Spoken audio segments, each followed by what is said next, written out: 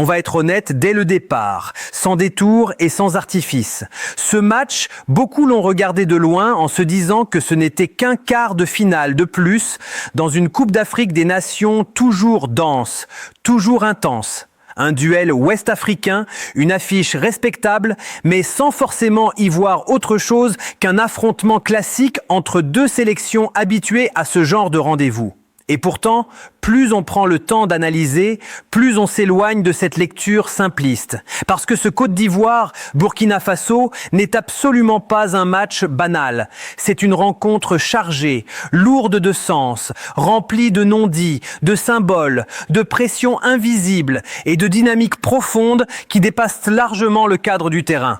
Ici, il ne s'agit pas seulement de se qualifier pour une demi-finale, il s'agit de valider un statut, de confirmer une trajectoire, d'imposer une lecture du football africain. Le perdant ne sortira pas uniquement d'un tournoi, il repartira avec un poids mental énorme, une frustration qui marquera durablement joueurs, staff et supporters.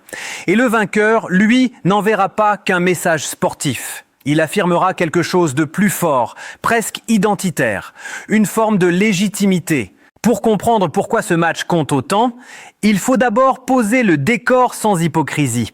Entre la Côte d'Ivoire et le Burkina Faso, il existe une rivalité que beaucoup ont longtemps minimisée. Pas une rivalité folklorique ou entretenue par les médias, mais une rivalité ancrée dans une histoire récente, nourrie par des tensions politiques, diplomatiques et sociales. Rien de spectaculaire, rien de visible à l'œil nu pendant 86 minutes, mais quelque chose de bien réel dans les têtes. Et dans une compétition comme la CAN, ce genre de paramètres pèse toujours plus qu'on ne veut l'admettre. Il ne s'agit pas ici de mélanger volontairement politique et football, ni de faire porter aux joueurs un héritage qui n'est pas le leur. Mais ignorer totalement ce contexte serait une erreur d'analyse. Quand deux nations se croisent avec ce type de bagage émotionnel, l'intensité mentale monte automatiquement d'un cran. Personne ne veut perdre. Personne ne veut être celui qui aura laissé passer l'occasion. Et cette pression diffuse influence les comportements, les choix, parfois même les réactions les plus instinctives. C'est aussi dans ce contexte qu'il faut replacer certaines déclarations récentes, notamment celle de Nicolas Pepe. Des propos qui ont été banalisés, parfois déformés, parfois instrumentalisés. Est-ce que cela justifie une non-convocation? Non, clairement non. Sportivement, cela ne devrait jamais entrer en ligne de compte. Mais est-ce que cela éclaire le climat général autour de cette affiche? Oui, incontestablement. Et toute la nuance est là. Maintenant, parlons football, vraiment. Sans mépris, sans excès, mais sans complaisance non plus. Le Burkina Faso, dans cette CAN, dégage une impression familière. Une équipe sérieuse, disciplinée, structurée, fidèle à ce qu'elle sait faire. Elle ne triche pas, elle ne s'effondre pas, elle est toujours dans le match. C'est le genre d'équipe qui, sur la durée, finit presque toujours dans le haut du classement. Solide, respectable, mais rarement renversante. Il y a eu des précédents marquants, notamment en 2021, quand les Burkinabés avaient surpris la Tunisie. Cette capacité à répondre présent sans faire de bruit, ils l'ont. Mais sur cette édition, il faut être honnête. Il n'y a rien de vraiment marquant dans le contenu. Rien qui te fait dire que cette équipe est une menace offensive constante. Le match contre l'Algérie est parlant. Offensivement, très peu de choses proposées. Quelques situations en première période, une action litigieuse sur laquelle certains ont crié au pénalty, mais qui, à froid, n'en est pas un. Et derrière ça, très peu de créativité, peu de percussion, peu de déséquilibre créé. Même constat face à la Guinée équatoriale. Une supériorité numérique longue et pourtant des difficultés énormes à imposer un rythme, à tuer le match, à éviter de se faire punir. Encaisser un but dans ce contexte-là reste un signal d'alerte. La réaction est louable, certes, mais elle ne gomme pas les limites structurelles observées depuis le début du tournoi. Et comme si cela ne suffisait pas, il y a ce contexte extrasportif venu parasiter la préparation. L'épisode impliquant Bertrand Traoré et un membre du staff n'est pas anodin. Peu importe les versions, peu importe les détails exacts. Quand ce type de tension éclate en pleine compétition, cela fragilise toujours un groupe. À ce niveau, la moindre fissure mentale peut coûter très cher. En face, le contraste est saisissant. La Côte d'Ivoire dégage une énergie totalement différente. Ce n'est pas seulement une équipe talentueuse, c'est une équipe habitée, sûre d'elle, alignée. Et surtout, elle a montré quelque chose de fondamental dans cette CAN. Une capacité à réagir. Le match contre le Gabon est probablement l'exemple le plus révélateur. Une entame difficile, un scénario inconfortable, presque piégeux. Et pourtant, aucune panique, de la patience, de la maîtrise émotionnelle, une équipe qui continue à jouer, qui attend son moment. Individuellement, le niveau est impressionnant. Ahmed Diallo est l'un des joueurs les plus tranchants de cette CAN. Impact, intelligence de déplacement, efficacité. Simon Adingra monte en puissance, même si tout n'est pas encore parfait. Au milieu, Kessié incarne cette énergie, cette capacité à imposer un tempo, à gagner des mètres balle au pied. Défensivement, la Côte d'Ivoire présente l'une des charnières les plus fiables du tournoi. Peu de panique, très peu d'erreurs grossières, une lecture intelligente des temps faibles. Sur les côtés, des profils parfaitement adaptés au football africain. Puissance, volume, agressivité maîtrisée.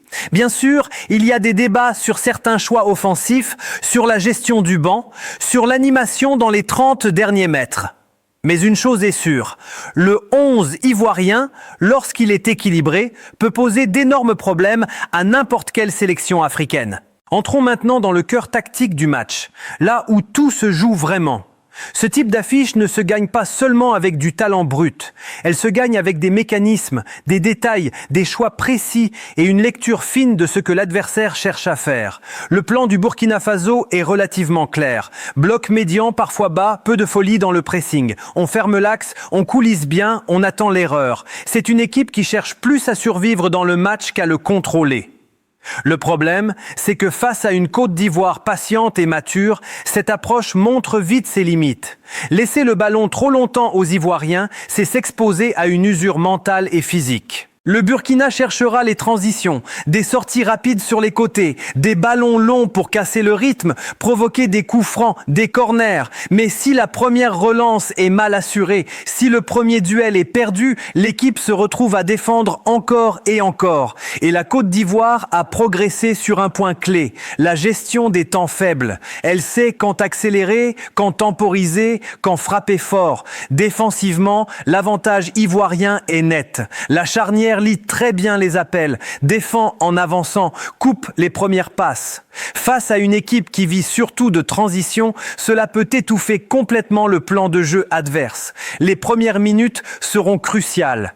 Si la Côte d'Ivoire impose son rythme, gagne les duels, oblige le Burkina à défendre bas très tôt, le rapport de force mentale peut vite basculer. Et c'est souvent là que les matchs se gagnent. Il y a aussi des erreurs d'analyse fréquentes autour de ce match. Première erreur, croire que le Burkina Faso est automatiquement dangereux parce qu'il a souvent été loin dans les compétitions. Chaque CAN a sa vérité, et sur celle-ci, leur contenu offensif reste trop limité pour effrayer sur 90 minutes pleines. Deuxième erreur, réduire la Côte d'Ivoire à une équipe d'individualité. Cette lecture est dépassée. Cette équipe joue mieux ensemble, défend mieux ensemble et souffre ensemble.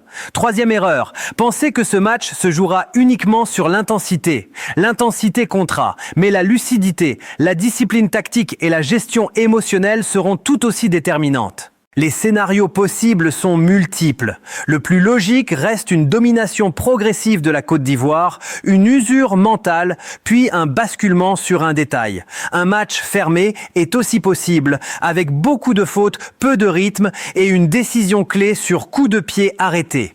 Le scénario le plus improbable, mais pas impossible, serait une ouverture du score burkinabé qui transformerait la rencontre en combat mental pur. Les signaux faibles seront essentiels.